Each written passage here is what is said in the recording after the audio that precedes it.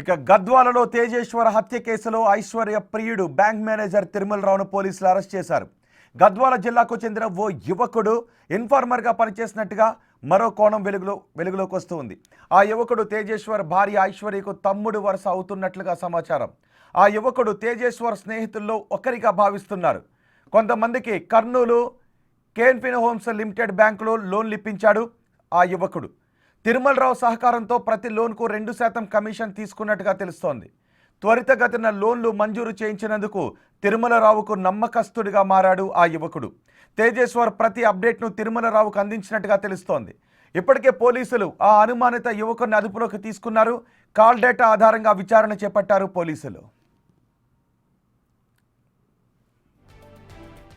మరోవైపు ఐశ్వర్య తల్లితో కూడా అక్రమ సంబంధాన్ని కొనసాగించాడు తిరుమలరావు.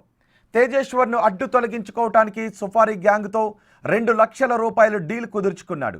హత్య తర్వాత ఐశ్వర్యతో కలిసి లద్దాఖ్ చెక్కేద్దామని స్కెచ్ చేసి బ్యాంకులో 20 లక్షల రూపాయలు కూడా తీసుకున్నాడు.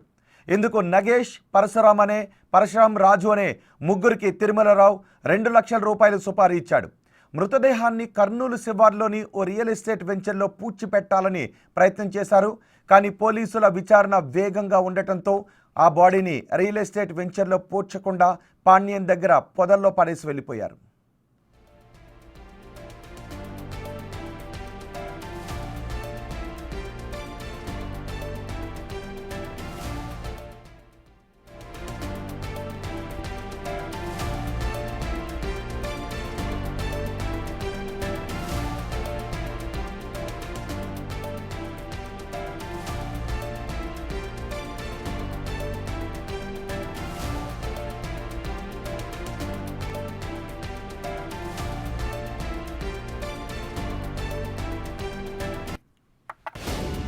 గద్వాల తేజేశ్వర్ హత్య కేసులో అప్డేట్స్ని అందించడానికి మా ప్రతినిధి శంకర్ మనకు అందుబాటులో ఉన్నారు.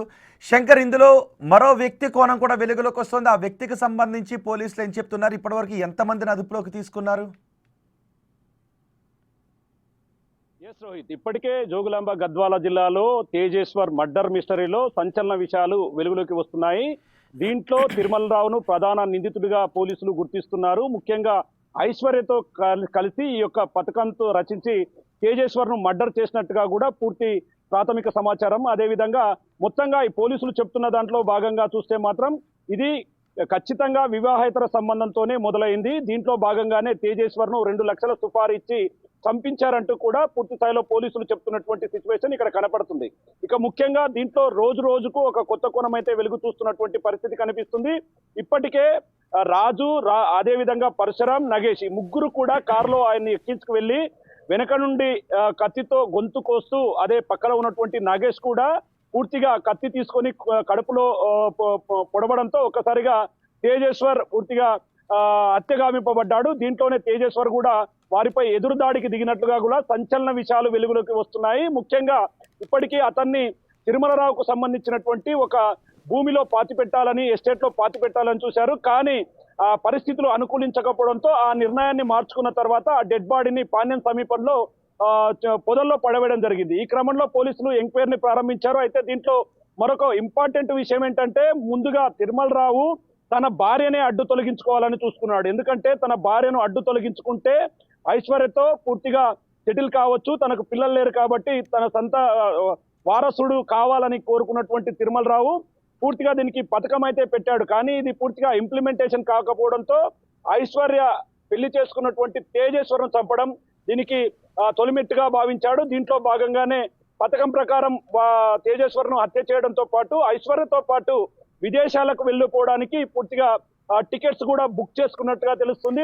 మొదటగా లదాఖ్ వెళ్ళి అక్కడి నుంచి పూర్తిగా విదేశాల్లో ఉంటూ తను వివాహేతర సంబంధాన్ని కొనసాగించవచ్చని భావించాడు. కానీ పోలీసులు దీన్ని పూర్తిగా చూడడంతో పాటు లుకౌట్ నోటీసులు జారీ చేశారు. ఇప్పటికీ ఒకవైపు పోలీసుల అదుపులో తిరుమలరావు ఉన్నట్టుగా తెలుస్తున్నప్పటికీ మరో 24 గంటల్లో ఈ యొక్క కేసును పూర్తి స్థాయిలో కంప్లీట్ చేస్తామని చెప్పి కూడా ఒకవైపు జిల్లా ఎస్పీ శ్రీనివాస్ చెప్తున్నటువంటి సిచ్యువేషన్ అయితే కనిపిస్తుంది. తెలుగు 2 రాష్ట్రాల్లో హాట్ టాపిక్ గా మారినటువంటి ఈ వ్యవహారంతో ఒక్కసారిగా అటు కుటుంబ సభ్యులు కావచ్చు, మరోవైపు ప్రజలు కూడా పూర్తిగా సీరియస్ గా ఉన్నటువంటి సిచ్యువేషన్. దీంతో సాయంత్రానికల్లా దీంట్లో ఒక క్లారిటీ వచ్చే అవకాశం ఉంది. ఇప్పటికీ ప్రధాన నిందితుడు ముగ్గురుతో పాటు ఐశ్వర్య అదేవిధంగా తల్లి సుజాతను కూడా అదుపులోకి తీసుకొని పోలీసులు విచారిస్తున్నారు. మరోవైపు పట్టణానికి చెందినటువంటి ఒక స్నేహితుడు తిరుమలరావుకు కొంత అప్డేట్ ఇచ్చాడనే క్రమంలో కూడా అతని కాల్ డాటాను కూడా చెక్ చేస్తున్నటువంటి సిచ్యువేషన్ అయితే ఇక్కడ కనిపిస్తుంది రోహిత్. రైట్ శంకర్.